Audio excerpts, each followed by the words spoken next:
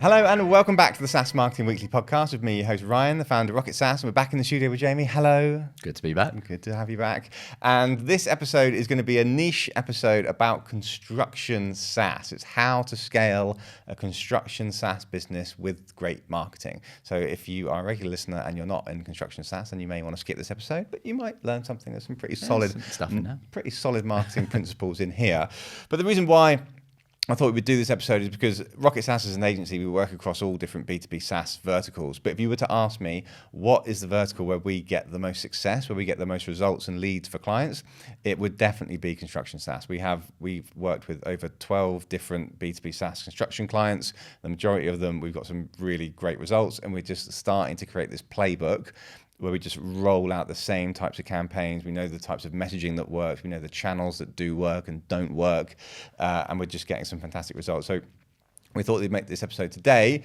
If you are a owner, founder, marketer of a construction SaaS company, this should hopefully give you some advice in terms of like the types of campaigns, ads, content, channels that you should be running in order to scale the business. So a great example of a client here at Rocket SaaS, a lot of people have heard of this company called FONN. FONN. We've worked with them for over 18 months. Within the first 6 months of working with them, we got them 220 inbound leads, and that really helped them rapidly scale the business. We created content for them, run the ads platforms for them, created the website for them, and then they got an 8-figure exit. They got bought by the Access Group, which is like the ultimate goal that most companies are trying to do. We've also taken startup companies. There's a company called SurveySphere. They were a brand new construction SaaS company. They were doing 0 leads when we met them. Within the first year, by optimizing the website, the messaging, building very narrow funnels, we've got them to over 50 inbound leads a month, and they're still kind of at that rate now. They're still with us. So loads of different examples of like more mature companies, smaller companies where this playbook does just generally work. So let's start with, I probably want to start with the ad platforms that do and don't work for construction companies. Most sort of B2B SaaS clients, they think LinkedIn ads is the main channel. LinkedIn's got fantastic targeting. You can obviously be very specific in terms of industry, job title, company size that you're going after, for example. However, we do find that LinkedIn ads generally is not very effective for construction SaaS companies. And so actually we put most of our budget somewhere else. So Jamie, why don't you talk about where we do actually get success? Yeah.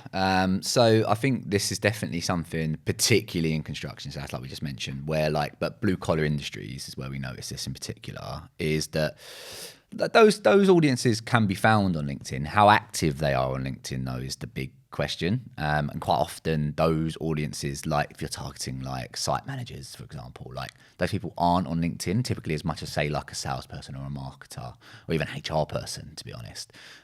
Just spend their time differently, different types of people, got different types of roles.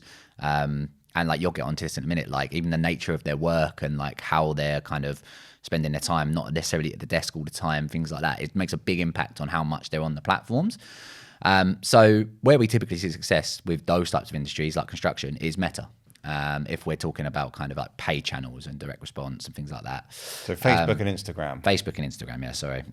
So basically, like with those channels, like those people are spending time on those channels. Like this is kind of the big sort of like misnomer about B2B is that people don't, you can't reach B2B audiences on Meta, on Facebook, on Instagram, and you absolutely can. And like this is where I think we kind of need to treat B2B as like separate parts sometimes. It's not a monolith. It's not just like one kind of industry. Like construction in particular is one where like that's where you'll find like reliably, in my opinion, based on our experience and the results that we've had, you'll find buyers and you'll be able to reach buyers. Those people are spending time on Meta. They are spending time on Facebook and Instagram. So we devote a lot of resources there, and that's where we've seen the most results so far. Yeah, agreed. And also the good news is that Meta is a lot more affordable than LinkedIn. Yeah. It's a lot cheaper in terms of a cost per click, cost per acquisition. The targeting's not as good.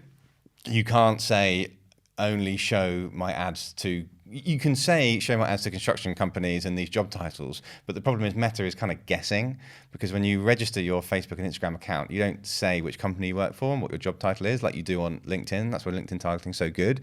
So Facebook and Instagram have to kind of do a little bit of guesswork, but that is getting better and better. I think since what's it update called? Andromeda, yeah. Andromeda. Since the Andromeda update, the targeting's got a lot better. Yeah. And we regularly see fantastic results of getting content out there. And then in terms of what type of ads that you should be showing construction people, not just ads, but also what content you should be creating. Most businesses just create bottom of the funnel ads, just about their platform. Here's screenshots of the platform. Here's the features. Here's the benefits. We find that those ads don't actually work particularly well for construction companies, certainly not as a one-off. And I think it's quite beneficial for most construction companies because the marketing bar is low. A lot of construction SaaS companies, particularly the smaller ones, have been created by people that, they've come from a construction background, so they're often not marketers. So by doing good marketing, the bar is pretty low, I tend to find. So creating full funnel marketing campaigns where you're creating top of funnel, middle of funnel, and bottom of the funnel, and boosting that content with ads on Meta and retargeting people down the funnel, that's really where we get results. And what I've really found is leading with the problem is the big one. That's where we get so much engagement from construction SaaS companies, because if you're targeting construction companies and construction people that work on construction sites, the chaos of a construction site is mental. So if you think about your business or my business as a marketing agency, I think my business has got problems and it's chaotic sometimes. Imagine working on a construction site of a multi-million, billion-dollar site with just loads of crew and it's just a world of problems. It's a world of problems like, where's that drawing? And we're digging the hole in the wrong place. How did that go wrong? Why are we communicating using this platform? My internet connection's not working on site. Oh, Dave's not shown up, and Chris has just been banned from the site because he's not got his qualifications. It's just like that multiplied by 100, like every single day. So it's just problems. And psychologically in marketing, if you tap into someone's problems and their pain points, that's where you're going to pique their interest.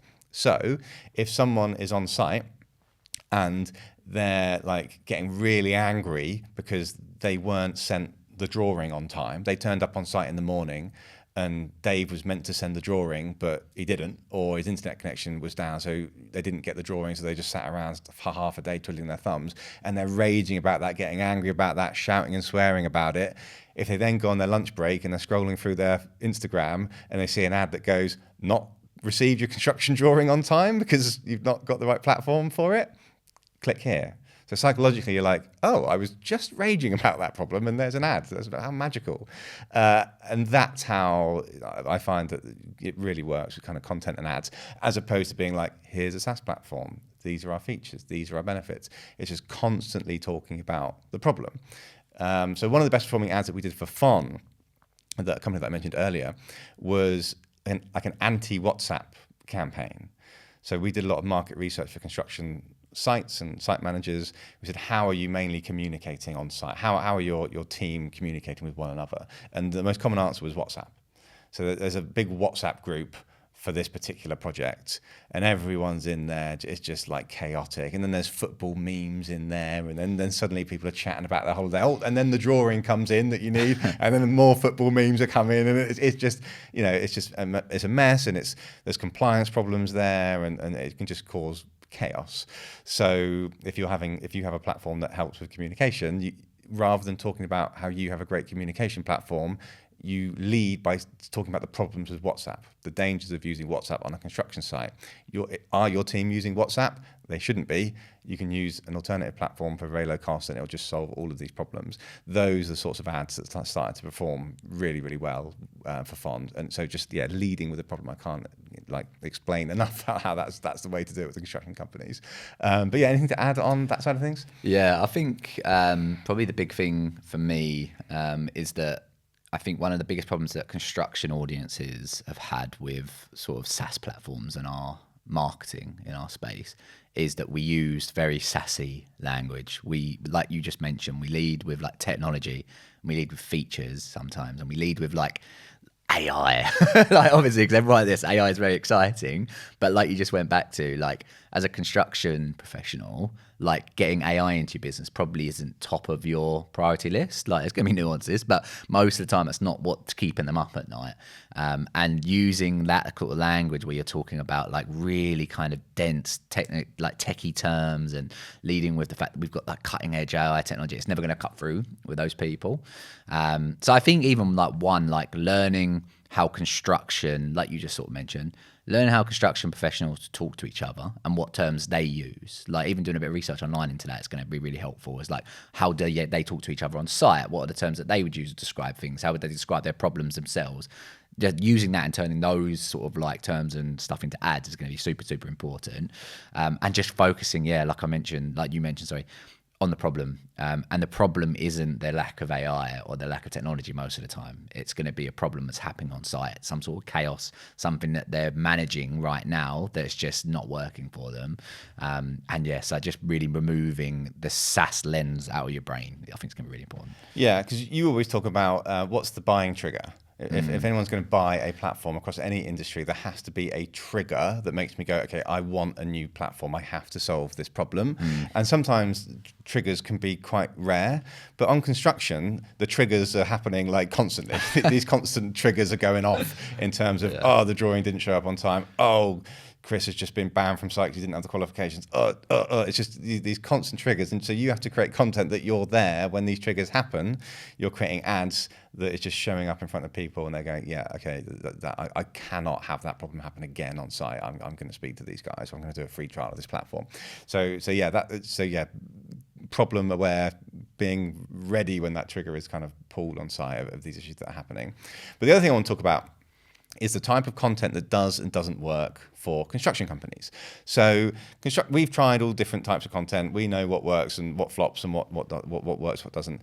And generally, people that you're targeting on construction sites, or if they're in the construction office or whatever, they don't like blogs, they don't like white papers, and they don't like signing up to webinars.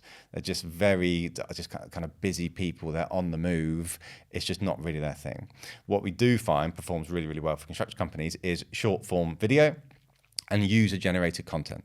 So the best performing campaigns we've ever done has been user-generated content of construction people on site talking about the platform. And what's great is that that's cheap. You just have to tell your happy customer. So kind of like case study type stuff.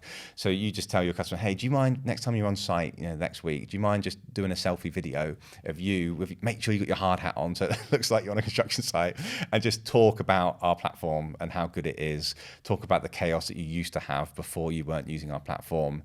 And just talk about how much it's just like transformed your whatever it is you do, the communication or the speed of your projects or the project management.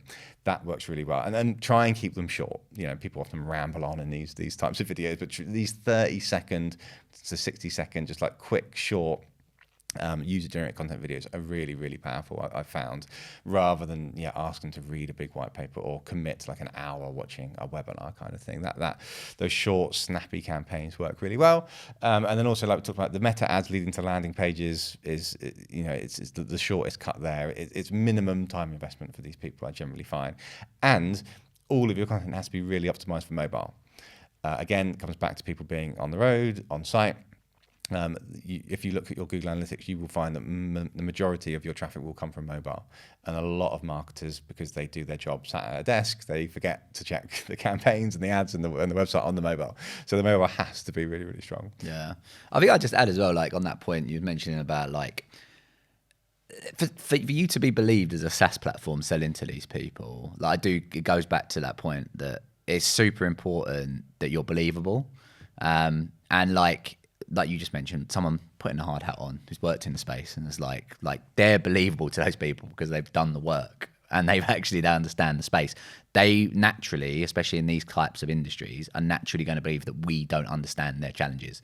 Because like an example, if I was just used if I rocked up on site, me as a marketer, right, and I started selling them a platform face to face, I'm not going to be very believable.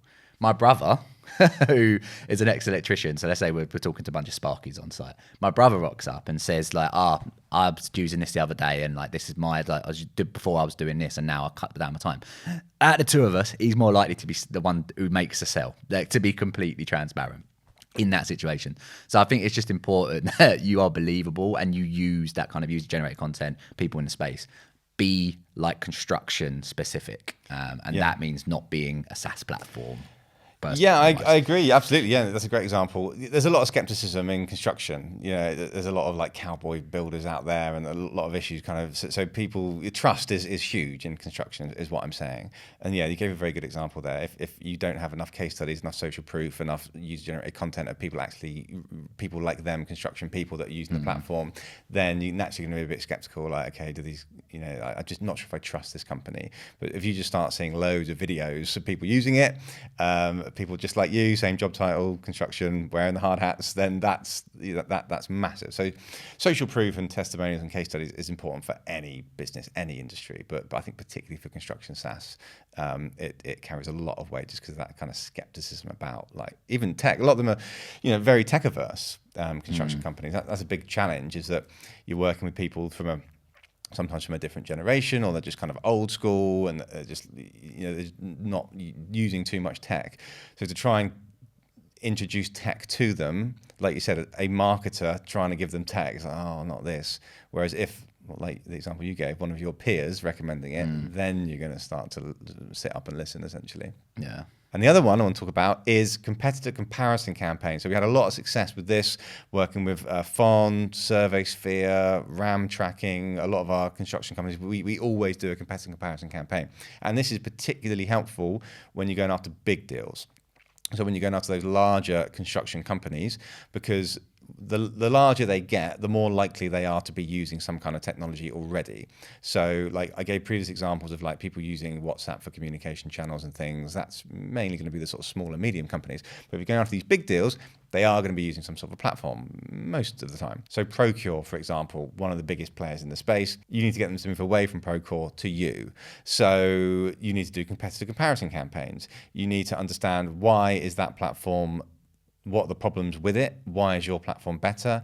Is it pricing? Is it features? Is it customer service? Is it just the fact that that platform's clunky and it's overkill and it's just maybe the UI is not so good? So whatever it is that your USPs are against that platform, whatever big platform these companies are using, competitive comparison campaigns work really well. So a landing page that, it depends in terms of like, you've got options with these competitive comparison campaigns, like how much are you going to call them out? You know, a lot of companies are a bit shy to kind of name the competitors and they just want to only talk about themselves.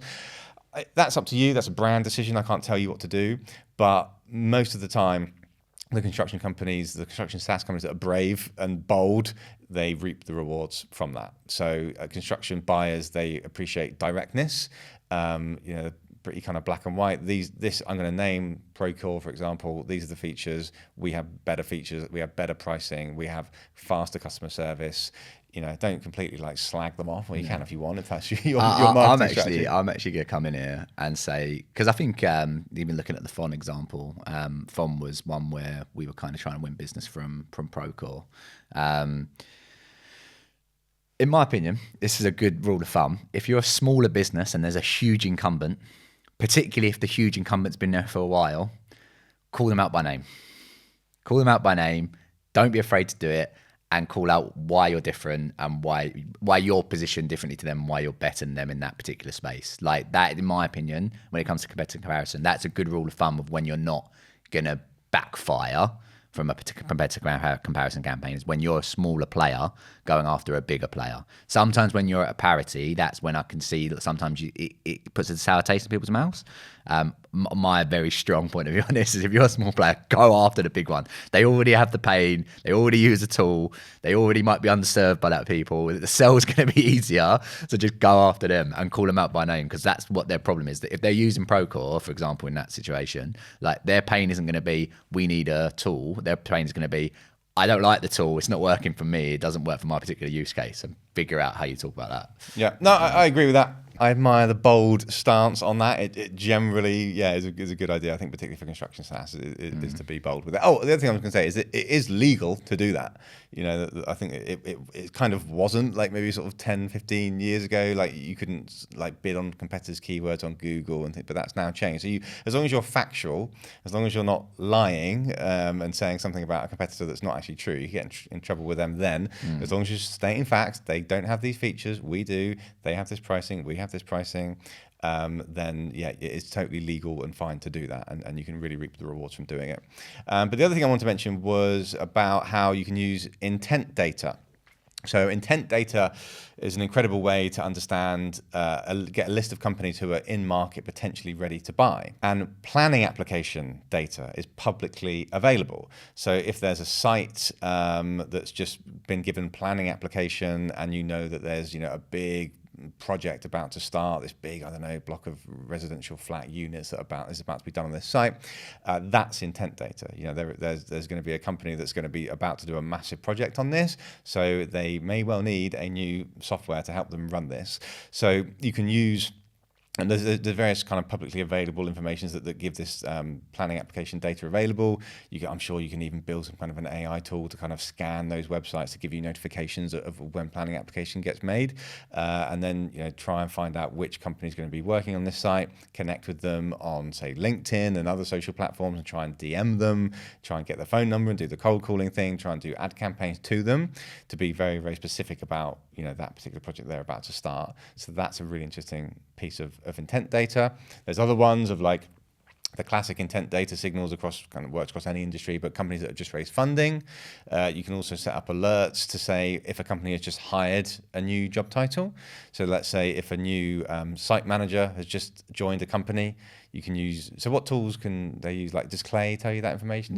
Clay, there's lots of, I think Clay's a really helpful one for that, but you can use lots of different data providers for that. Clay would be, I think, particularly if you're a smaller business, a little bit more favorable in terms of price point, but like, even if you're just getting started with things like Apollo and stuff like that as well, for a lower price point would work for that in terms of job changes.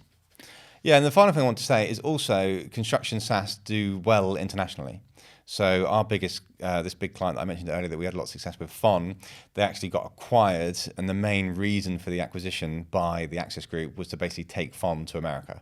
So that can be your exit strategy in terms of if you nail one particular market. So if you're a UK company, for example, and you have really successful massive growth like FON did, you can get acquired by a company that thinks, well, I'm just going to roll this out in America and make this massive. So you can have a big exit there, or you can do it yourself. You can go to America. They have the same problems. They use the same tools. They have the same challenges, the same chaos. So it shouldn't be that much of a lift to do the same campaigns over in America. It will cost you more money from a marketing point of view. It's more expensive to do ads out there because it's just one big auction and everyone's trying to target America. But that's the kind of good news for construction SaaS is that it can very easily be transferred over to America. We have a lot of construction SaaS clients in Scandinavia as well. Again, same problem. So it's a pretty much kind of global problem and very like similar, as I say, technology. So that's also good news for construction SaaS, that it can work in multiple countries. However, I would say if you are small and you have a small marketing budget, you don't want to get too excited and start to go for like the whole globe. You're going to boil the ocean, as we say in marketing. You want to start narrow, and you want to make sure you've just like nailed a particular segment of the audience, get results, get ROI, and then increase the marketing budget, and then go into different regions. But the good news is that there's a lot of regions that you can go into. Right, let's do a quick recap. How to scale a construction SaaS company. You want to create content and ads that's talking about the problem more than your solution and your features and your benefits. Construction sites are chaotic. There is constant problems that are happening on site. So if you create ads and content that talks about these problems, addresses these problems, teaches people how to solve these problems, the likelihood of them going on their Facebook, Instagram, LinkedIn and seeing content about that thing they were just whinging and complaining about, you're going to get engagement, you're going to get leads at the top of the funnel there. Then as we move into the middle of the funnel, that's where you really want to get user-generated content of site managers, for example, on site, using your platform, talking about how good it is, how much it's helped them. Because construction people need to trust your platform, and they probably won't trust a marketer. They will trust fellow construction people. So it's really important that that social proof side of things is happening in your business. And then finally, At the bottom of the funnel, that's your landing pages. They need to be optimized for mobile. Lots of construction people are on the move. They are on site. They're not sat at their desk all the time. So you must make sure that all of your campaigns are structured for the mobile phone. And then in terms of actually getting that flowing with leads, marketing intent data is really, really helpful. So you can use tools like Clay to identify when new people have joined the business. Like, let's say, for example, if a new site manager has joined the company, or let's say if a company have just raised funding. Or also planning permission is a really amazing intent signal for you there. And the last one is competitor comparison campaigns. A lot of these big construction companies are with these bigger companies that they're not happy with the pricing, the features, the clunkiness, the customer service. So compare them versus you and why you're better than them. That is the summary of how you can scale a construction SaaS business. But if that sounds like a lot and you don't have the resources, the marketing people to deliver that, you can work with my agency, Rocket SaaS. We essentially do that for you. So we have pricing that starts from as little as £5,000 per month, which is roughly what you would pay for a new in-house marketer. And we can deliver all of the campaigns that I just mentioned. We can create a SaaS marketing strategy that is proven to work with other construction SaaS companies, like we've done with Fon and SurveySphere. We can also create content for you. We can run the ad platforms. We can do the competitor comparison campaigns. Basically everything that we talked about in this podcast, we can do that as your external marketing team. So if you're interested in that, go to rocket-saas.io, book a call with me. We'll get Jamie on there as well, and we can talk about working together, but obviously no obligation. We can just have a chat about your marketing challenges. But thank you so much. If not, see you next week on the SaaS Marketing Weekly podcast.